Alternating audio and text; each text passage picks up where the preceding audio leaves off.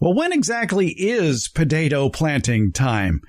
Well, you got to remember something about potatoes. They are warm weather plants. They like sunshine, and they do produce best when planted in a well-exposed area of the garden. The shoots of potato plants are sensitive to frost, so they may need some protection in colder areas. And usually they can be planted 1 to 4 weeks before the last frost date, but that depends on the soil temperature. Here in California, there are many months of the year when you can plant potatoes. In the North Coast area from Monterey County on north, February, April through May is excellent. In the South Coast area, it would be February, May, and June through August. Here in the Central Valley of the Sacramento and San Joaquin Valleys, February through March is ideal, but August and September are also good. And in the desert valleys of the Imperial and Coachella Valleys, December through February is the best time to plant potatoes. So there's a lot of variation if you're planting them in the ground. Now, for those of you in colder climates or those that just can't wait to plant potatoes in late winter, early spring, you could plant them in large containers and then move those containers to a sunny area but protected from the cold in case there is a frost or a freeze, such as a greenhouse. That's what I'll be doing with the potatoes I planted just a couple of weeks ago, the Clancy potato. I planted them in smart pots, 15 and 20 gallon containers that are easily moved. Really, they are easy to move. And I will put them in the greenhouse when a frost is predicted. So check with your local cooperative extension office or a local nursery as far as the best time for planting potatoes where you live. Most of the answers will probably be in early spring. But there are some things to consider when planting potatoes. And in this edition of the newsletter, Beyond the Garden Basics, we talk with two excellent potato heads, our favorite retired college horticultural professor, Debbie Flower, and master gardener, Gail Pothour. They have potato planting tips for us. Let's give a listen. Here on the Garden Basics podcast, we like to tackle your questions. A lot of ways to send them. You can email them in to Fred at farmerfred.com. You can leave us a text or a voice message.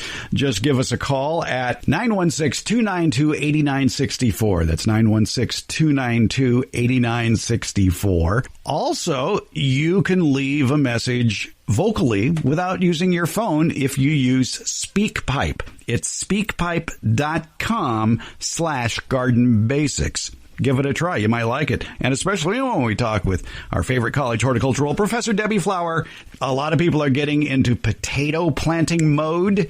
And Melody writes in and says, I'm attaching a picture of some sad potatoes that I forgot about in my garage, and they are sprouting. I've been wanting to try growing potatoes. Can I just use these and just plant them? Oh, Melody, I wish we were talking to you live because we would have questions for you. Are those store-bought potatoes or are those seed potatoes? Because there is a big difference.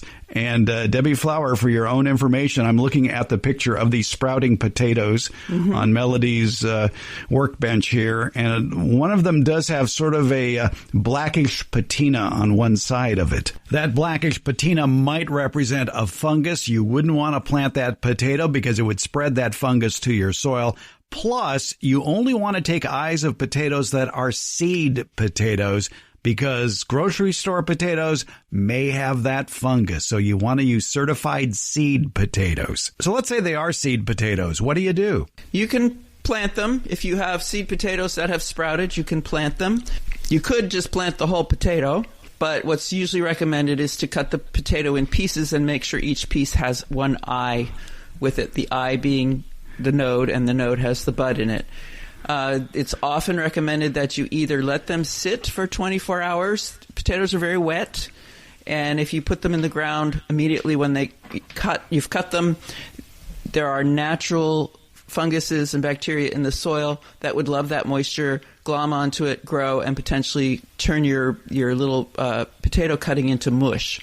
So if you let it sit for 24 hours, the exterior of that part of the potato that you're going to plant that contains an eye will dry out a little bit, and that will prevent fungus from occurring. If you need to plant immediately, you get some soil sulfur, you cut your potato into the pieces, each with an eye, and as much of the potato attached as you can based on how many cuts you've made in that potato, and shake it in the soil sulfur. Sulfur is very acidic and will prevent funguses and bacteria from growing. And I imagine there would be no harm when you're cubing that potato into eyes to include maybe 2 eyes per cube.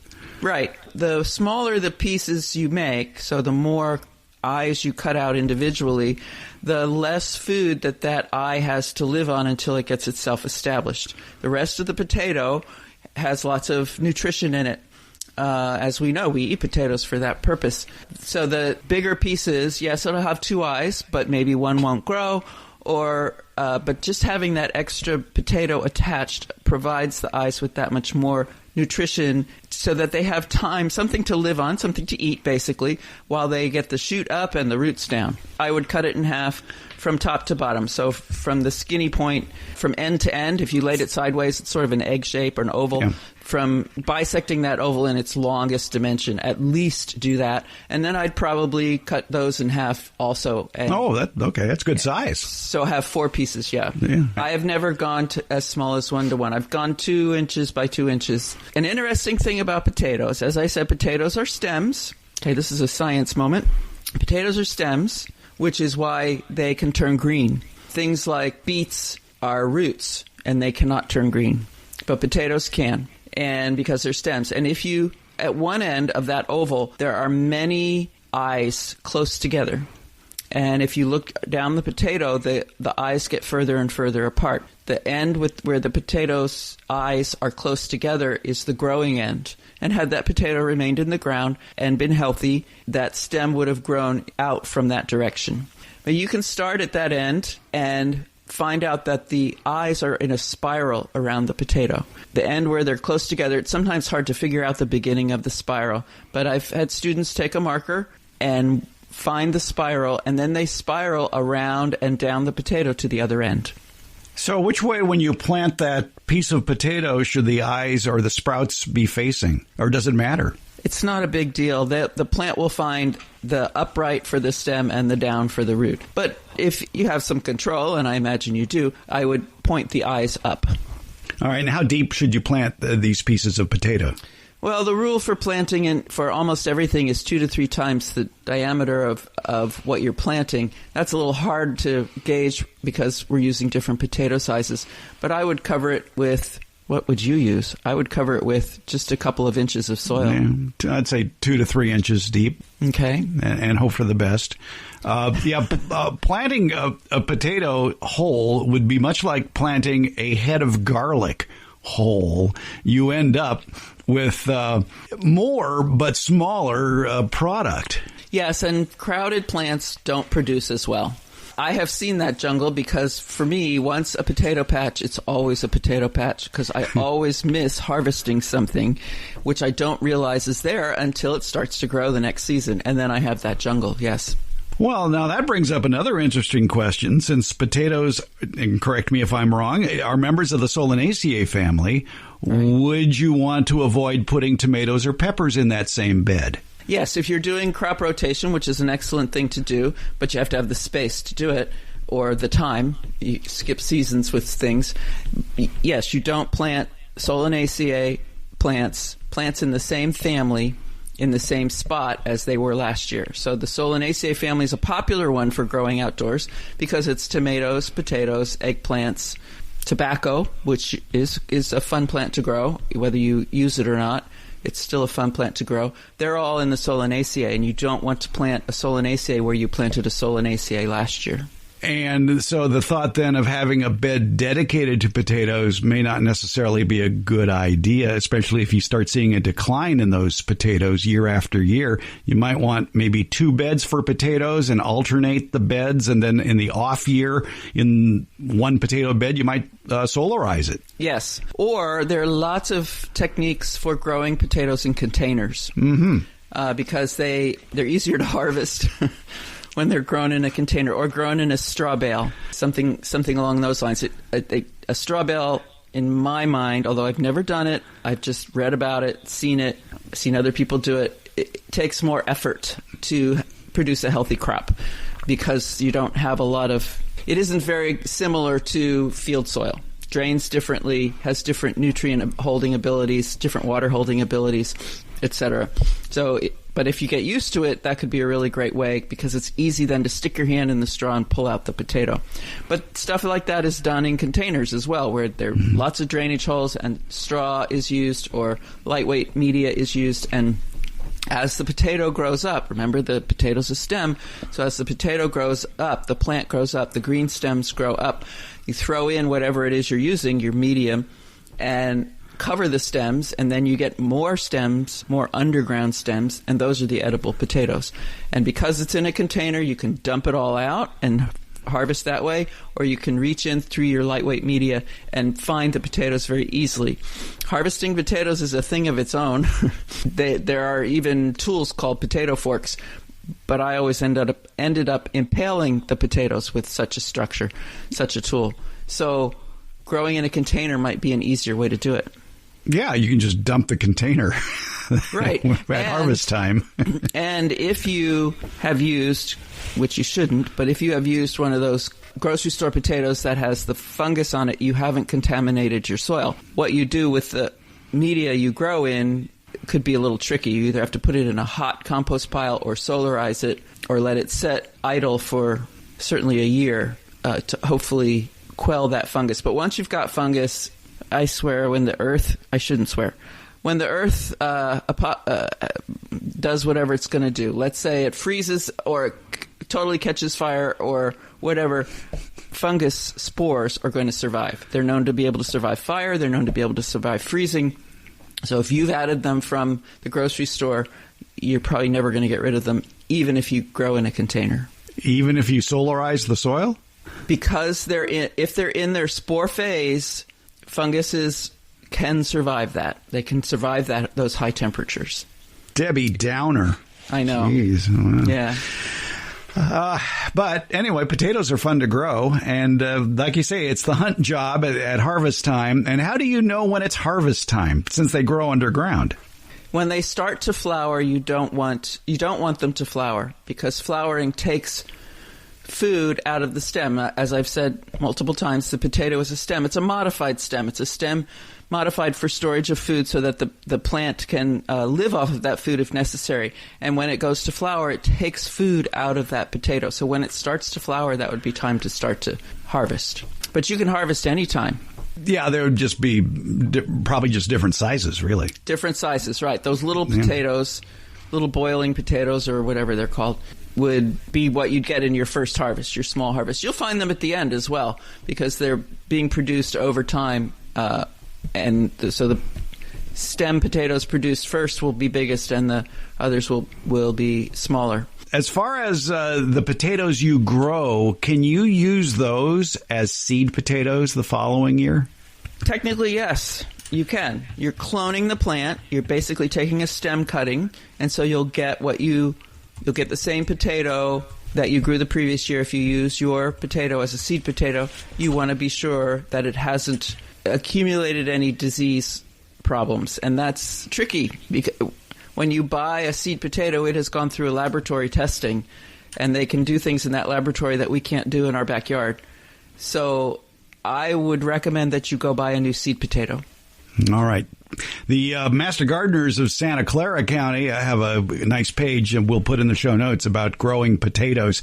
And they point out that the potatoes usually mature 90 to 120 days after planting. It depends on the variety. You can harvest a few at a time, leave the rest until you're ready to eat them. And when you rob the potato plant for smaller, more tender potatoes, be careful not to damage the plant. That makes plenty of sense. Like you said, don't stab them. Right. You don't want to do that. And they point out to harvest remaining potatoes when the plants wilt and turn brown. Yeah, that's true. That's what I was initially going to say, but flowering certainly interferes with the size of the potatoes. Do you have to keep them covered as the plant grows? If the tubers are near the surface, do you add more soil? Yes, depends what you want. If a potato grows and it's a stem, it's not a tuber. But if the potato grows near the surface and turns green, then it will start to grow its own stems, those eyes on that potato will germinate, and you will get another stem that in that location. And if that's a good thing, if it's feet away from the main stem, then maybe you want that. Maybe you don't want that. That potato then will decline and will not be one that you'll be able to harvest. I would think that any potato that's exposed to light may be rather bitter tasting, and you can see the telltale green area. Can you cut out that area and eat the rest of the potato? The food safety people say don't. Okay. But I've done it many times. And you're still here. And I'm still here to talk about it. What's happening when the potato's a stem, when it's exposed to light, it can turn green. The green is chlorophyll formation. Plants will only produce chlorophyll when it benefits them. And if you cover it up, that chlorophyll will potentially go away. The plant will break it down. It's valuable. The chlorophyll is made of things that are valuable to the plant for other reasons, and so it will break it down and use the contents of the chlorophyll for something else. So all you're getting technically is chlorophyll, but stem has now become is actively growing, and when it's actively growing, it also produces, besides chlorophyll, something called solanine. And solanine is a chemical that can cause bitterness, and in high quantities is poisonous. So that is why it's recommended that you do not eat a potato that has turned green. The green is only chlorophyll, but it does mean that stem has become actively growing, which could mean it's producing solanine, which in high quantities is poisonous. Well, before we wrap this up, I would like you to expand upon your Don Quixote persona of explaining why a potato is not a tuber, it's a stem. Certain plants produce underground parts for storage so that they can live over from year to year. That's why we have perennials. Most plants we know use their roots and store food in their roots so that they can survive the hard times. But other plants have specialized structures in which they store the food. Bulbs, an onion is a bulb. Tubers, what's a tuber? A yam is a tuber, I believe. And stem pieces, modified stems. Iris is another thing that has a modified stem. And it doesn't look like a potato because it's not related to a potato, but it is a modified stem. But that fat part that travels underground, rhizomes. Bermuda grass has modified stems. They're not particularly thick to our eye, but in the grass world, they are thick stems that travel underground and hold food so that the plant can grow bigger and survive rough times and come back from it because it has stored food to live on. Are you saying that Bermuda grass doesn't have rhizomes? They have modified stems? Rhizomes are modified stems. Oh, okay. All right. Yeah. Rhizomes and stolons are names for other modified stems. The iris has a rhizome, and rhizomes typically travel horizontally underground. So Bermuda grass rhizomes travel side to side. Iris rhizomes travel side to side. They're fairly near the surface. But the potato stem is just formed off of the side of another stem randomly in location, and it stores food so that if something major happens to that potato plant, it can regrow from that potato. The things that distinguish a stem from a tuber or a bulb, the easiest things to see are that fact that the stem can turn green, which a tuber and a bulb cannot, and a stem has eyes or nodes on it that will grow leaves and stems from that spot, which a bulb does not. If you look at an onion, if you cut it in half from top to bottom, you'll see what is in cooking, at least the cooking shows I watch, they call it the core. The core of the onion is the actual stem, and it's a arc-shaped, thick structure at the bottom of the onion. And at the very bottom on the outside, you'll see a flat spot with some thick hair sort of on it. Those are the roots. So in a bulb, it's actually modified leaves that are attached to that strange stem. And if an onion grows, if you ever find one in your pantry that grows and cut it in half, you will see that the stem of that onion that's growing out at the top actually started from the stem down the core of the onion down in the bottom. It didn't come from the leaves. The leaves are modified to hold food. So I don't know if that's clear. It was fun. But I just think you have an uphill battle convincing people that potatoes aren't tubers. Well, I think yams are tubers, beets are tubers. You can grow a yam. My mother used to do it all the time with toothpicks. hang it in a jar of water on the kitchen windowsill. There was always a yam growing there. And they can be grown ornamentally, and they can be grown in the Sacramento garden. They have to, in order to do that, they have to have a bud at the end of the plant where the tuber was attached to the plant. Is a yam the same thing as a sweet potato? Yes. Technically, no, but what we call a yam and a sweet potato are the same thing. Okay. So, and they are tuber, and if you look at them, you don't see that spiral of eyes around them. If you see an eye, it's going to be at one end, one of the skinny ends. That's where the plant was attached. That's where the tuber was attached to the plant. And if you grow it, like my mother did on the kitchen windowsill, any buds are going to come out of that tip. They don't have that spiral of eyes all the way down and around. Did she plant them? No, we lived in New Jersey. I guess we could have grown them in summer, but they would have died in winter. She just did it, I don't know, to make herself happy, I guess. Okay, all right. Well, her last name was Flower.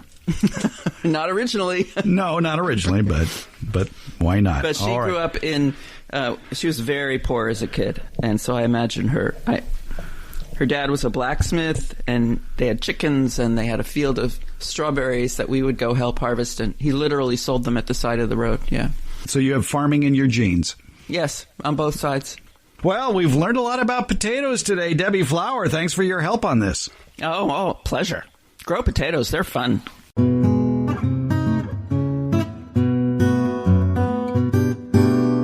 Yes, I was wondering about something I read online.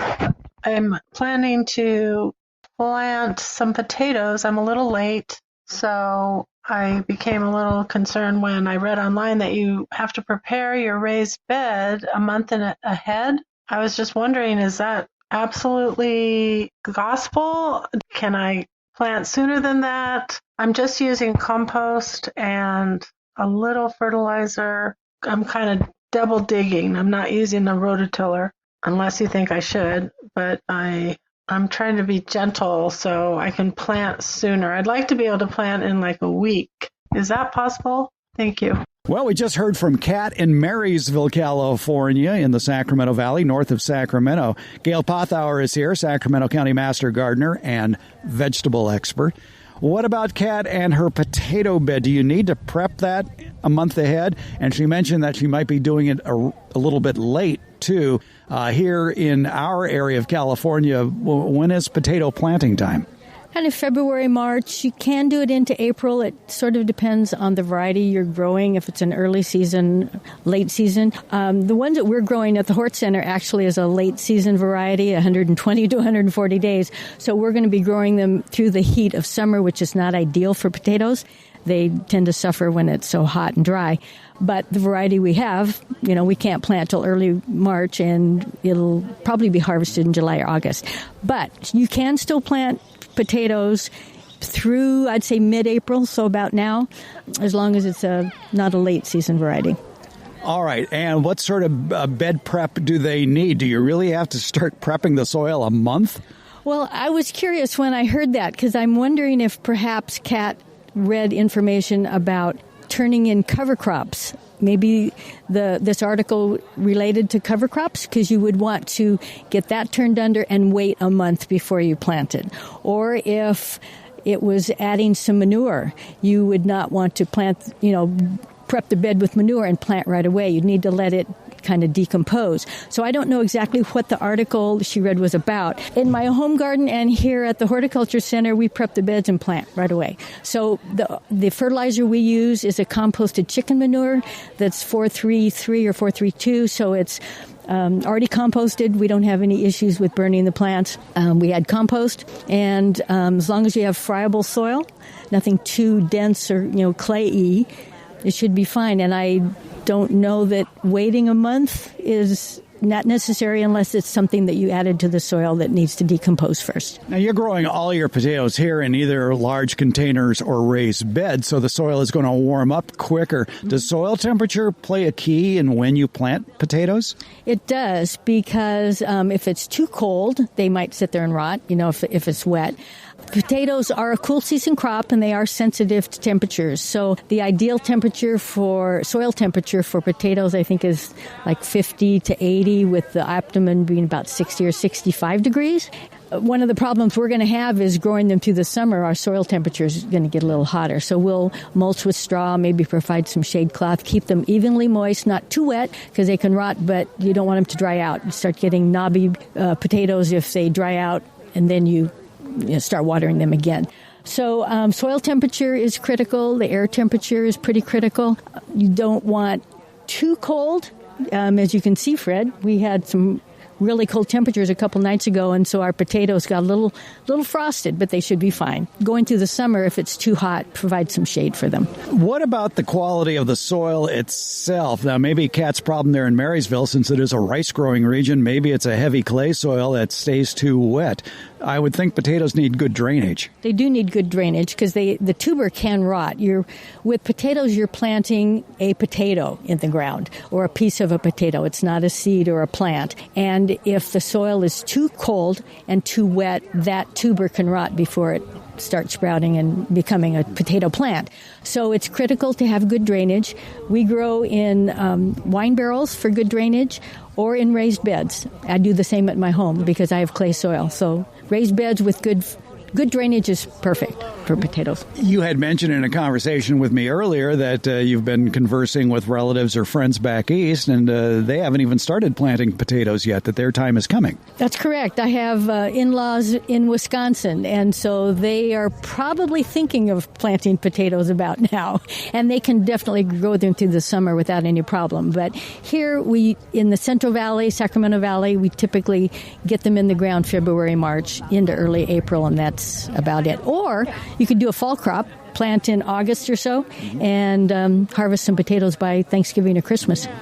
But in the colder regions of the country, then you're looking at springtime, really mid-spring for planting potatoes. Right. I think probably May is a good time to plant if you're in the Midwest or in colder region.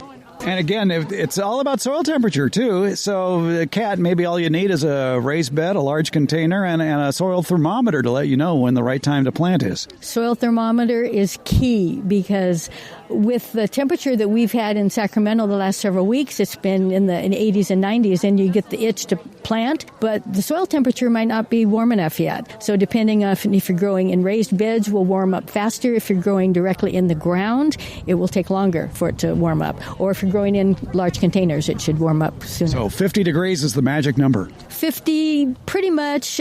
For potatoes, I'd say optimum is maybe more like 60, but yeah, you can grow in 50. All right, Kat, I hope that helps you out in your potato planting mystery there. Gail Pothour, Sacramento County Master Gardener. We're here at the Fair Oaks Horticulture Center where people can see, as they are today during the open garden day here at the Fair Oaks Hort Center, everything that's going on, the planting preparation that's going on in the vegetable area. We've got the orchard. There's the compost area. There's just so many aspects here to the Fair Oaks Horticulture Center that is really a great place for people to come and learn all about gardening. And, of course, there's Harvest Day, which is the first Saturday in August. That's a big gardening event here, and it is free. Gail, thanks so much for your time and effort. My pleasure, Fred.